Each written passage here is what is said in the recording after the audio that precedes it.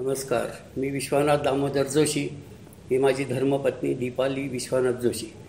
April 15मध्ये एक वर्ष आता होऊन गेला त्याला. तिला अगदी अजिबात भूकच लागायची नाही. साधारण चतकोर पोळी दिवसभरात ती खायची. त्यामुळे आम्हाला काळजी वाटायला लागली. 3-4 महिने ती तशी राहिली.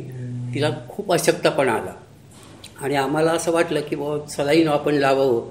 तर आम्ही मंगेशकरमध्ये ॲडमिट हिला केली.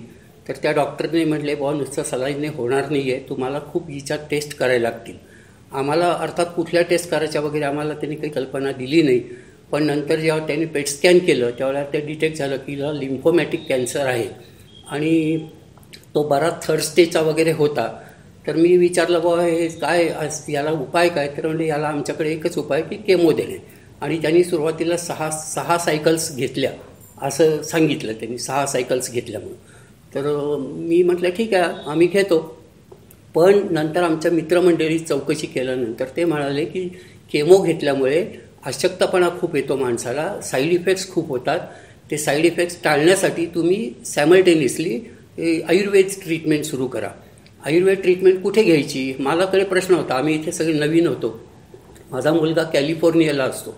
त्याने नेटवरनं डॉक्टर योगेश बेंडाळे यांचं नाव मला सजेस्ट केलं आणि तो म्हटला कुठेही जाऊ नका, तुम्ही यांच्याकडे जा. ज्या दिवशी पहिल्या 2 केमो म्हणजे चालू असतानाच मी तिकडे गेलो तर डॉक्टरांनी लगेच सांगितलं की बाबा तुम्ही केमो कशाला घेताय, हिची प्रकृती काही त्या मानाने नाही आहे, सस्टेन करणार नाही आहे ती. पण आम्ही त्यांचं ऐकलं नाही दुर्दैवाने. त्यामुळे त्याचा परिणाम असा झाला की 3ऱ्या केमोमुळे माझ्या मिसेसला हार्ट अटॅक आला. ते डॉक्टर असं म्हणतात की बा हार्ट अटॅकचा आणि आमच्या केमोचा अर्थार्थी संबंध नाही, तुम्हाला त्या पुढचे केमो घ्यावेच लागतील.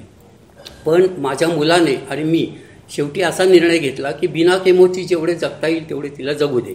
पण डॉक्टर बेंडाळे म्हणले नॉट टू वरी, तुम्ही आता आमच्याकडे आलात, you are in safe hand. त्यामुळे त्याच्यानंतर 6 महिन्यांनी आम्ही जेव्हा परत पेट स्कॅन केलं त्यावेळेस तिचं सगळ्या गाठी शरीराच्या निघून गेल्याचं आम्हाला निष्पन्न झालं. आम्हाला फार आनंद झाला.